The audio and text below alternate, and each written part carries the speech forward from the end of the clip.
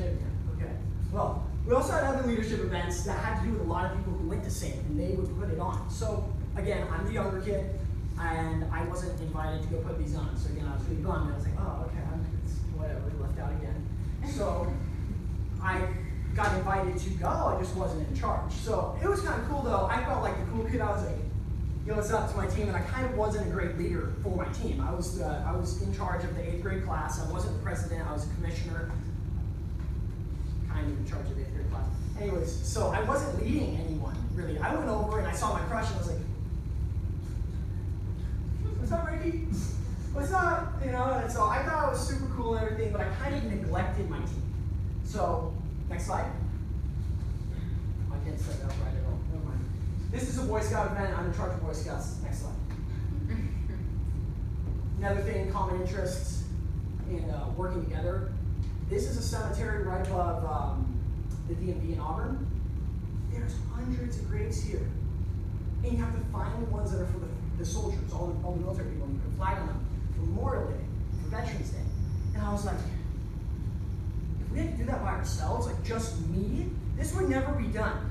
That would have taken me 24 hours. It takes us like 4 hours we had 10 different Boy Scout troops there, and there was like 20 in each troop.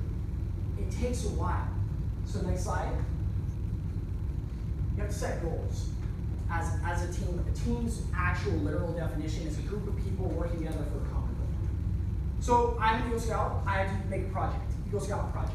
My project was originally going to be this beautiful gazebo with benches and everything and plaster. And I was like, yes. I was like, everyone's going to love my project. This is going to be great. No. It ended up getting canceled halfway through. So next slide. We had to tear all this stuff out. Next slide.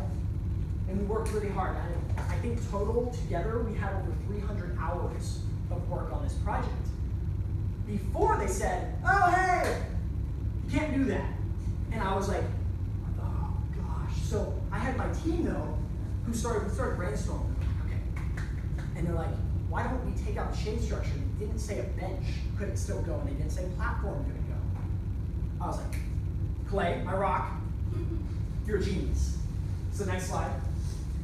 So we started pouring the platform. Todd, he's amazing. He gave us all this cement for free, and that would have cost thousands of dollars of cement because he said, no, I just want to help people out.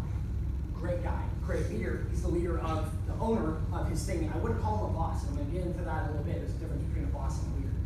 So I wouldn't call him a boss, I'd call him a leader. Anyways, he taught me how to do this. He said, don't bring anyone else because they'll F it up, and I was like, I won't. So next slide.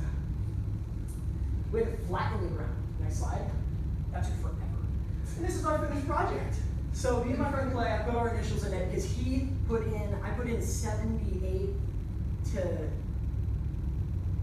88 hours out of the 300 plus hours that were in the project.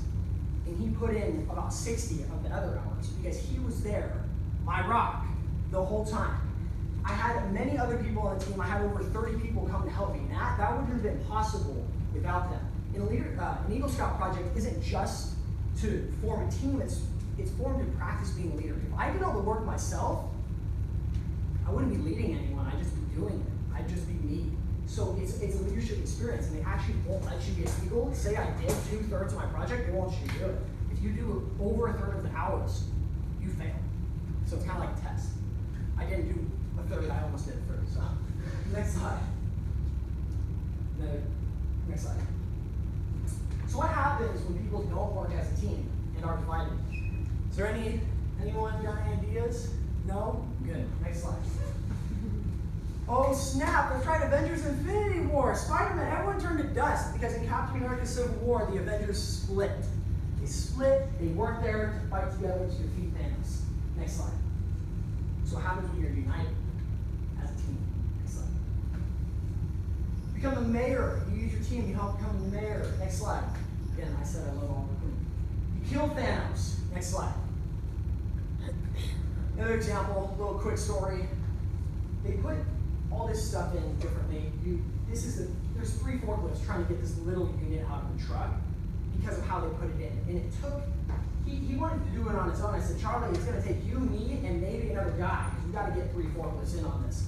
As a team, we were able to do it. And he was like, dude, I'm so glad you told me to do that because I had already spent an hour on his own trying to do it. You can't do everything by yourself. Next slide. Leaders. These guys are very inspirational to me, as you've already seen. Next slide. Another people who are inspirational to me is Robbie. He's in the military. I'm wearing one of his dog tags right now. He's just finished his service in the Army, and God, my religion. So, very inspirational, great leader. Next slide. Qualities of a leader. A leader, there's many qualities, and I'm going to go over them pretty quickly because they're all up here. Trustworthy, loyal, helpful, friendly, courteous, kind, obedient, cheerful, thrifty, brave, clean, and reverent. That is the Scout law. It is not plagiarizing. It is the Scout law. And I say that because we are being trained to be a team. We're being trained to be leaders as Boy Scouts. So it literally just define the leader right there in those words. This is also the motto and everything else helps define leaders too. There's a couple other qualities I want to go over. Next slide. Patience. I'm not very patient. I am terrible with patience. And patience is great for anyone, not just leaders. But as a leader, you gotta be patient, or even as a boss, you gotta be patient. So next slide. This is me at my Eagle Scout ceremony. The leader in the picture isn't me. The leader is my grandpa. My grandpa was the leader of my family in a way. He taught us all patience. He taught us all how to do everything. He led us in everything that we do. He would lead us in prayer on Sundays and stuff like that. He died in November. We had his funeral in December, and I was super happy. He died a year after my Eagle Scout Court of Honor, but he really wanted to make it to my Eagle Scout Court of Honor. And leaders aren't afraid to express emotion in front of people. I have a problem with that.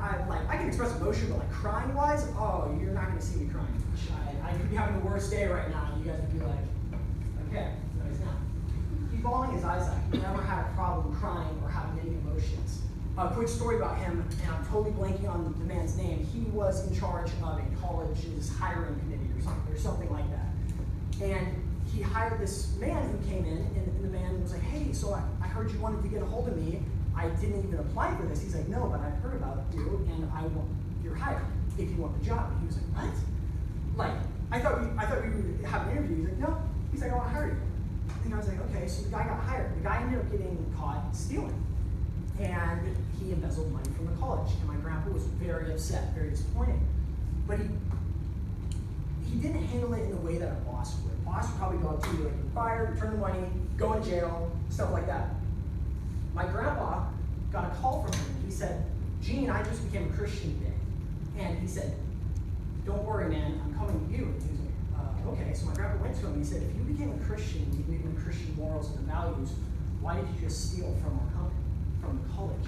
The guy started breaking down, crying, returned all the money, and my grandpa let him keep the job, and now he's a really successful pastor down in San Francisco. Next slide. I'll tell other stories later. Next slide.